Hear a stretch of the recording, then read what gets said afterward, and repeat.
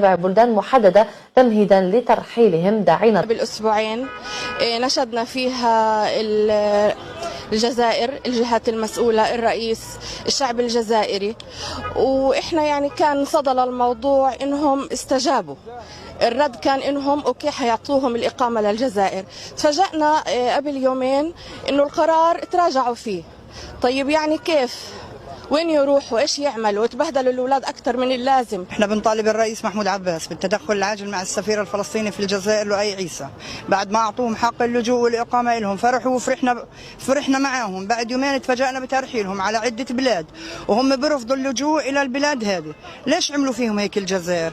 بنحب الفلسطينيه وهم بيحبوا الجزائر واحنا بنحب الجزائر. نطالب نحن الاخوه الجزائريه انه ما يرحلوا اخوتهم الفلسطينيه، والجزائر وفلسطين مصير واحد وشعب واحد، ما يطردوهم من بلدهم الثاني.